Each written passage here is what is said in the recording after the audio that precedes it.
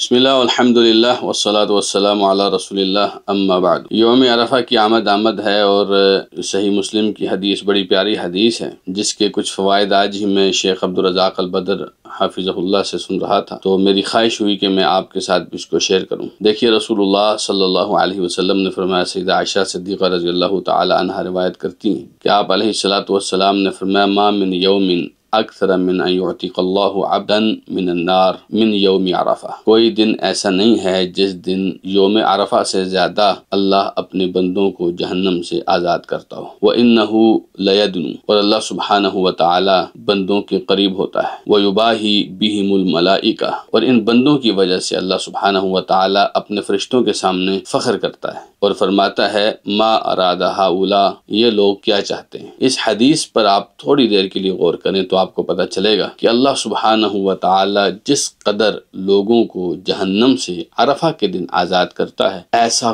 کوئی اور دن نہیں۔ تو جہنم سے آزادی کے طلبگاروں کو چاہیے عرفہ کے دن کو ضائع ہرگز بھی مت کریں۔ یہ الگ بات ہے کہ اس کے سب سے زیادہ حقدار وہ لوگ ہیں جو میدان عرفات میں ہیں، لیکن کیا اللہ سبحانہ وتعالی کی رحمت کو محدود کیا جا سکتا ہے؟ تو ہم بھی جو میدان عرفات میں اپنے جسم کے ساتھ حاضر نہیں ہو سکے، ہم اپنی روح کے ساتھ تو ان تمام مناظر، ان تمام مواقع اور ان تمام لمحات میں اپنے اللہ کے روبرو اس سے جہنم کی آزادی طلب تو کر سکتے ہیں۔ پھر اللہ سبحانہ وتعالی ان لوگوں کے قریب ہوتا ہے، اللہ سبحانہ وتعالی اپنی شان کے مطابق قریب ہوتا ہے۔ آپ تھوڑی دیر کے لیے سوچئے تو صحیح، اللہ کی قربت ان بندوں کے لیے کتنی رحمت کا باعث بنتی ہے، کتنی خیرات اور کتنے فیضان ہوتے ہیں ان بندوں کے اوپر جن کے قریب اللہ ہو جاتا ہے، کتنی برکتیں نازل ہوتی ہیں، کتنا اجر و ثواب اور فضیلتیں ان لوگوں کو حاصل ہوتی ہیں جن کے قریب اللہ ہو جاتا ہے۔ پھر فرمایا، وَيُبَاهِي بِهِمُ الْمَلَائِكَةُ، اللہ تعالیٰ ان بندوں کی وجہ سے فرشتوں کے روبرو فخر کرتا ہے۔ سبحان اللہ، کتنے خوش قسمت لوگ ہوں گے وہ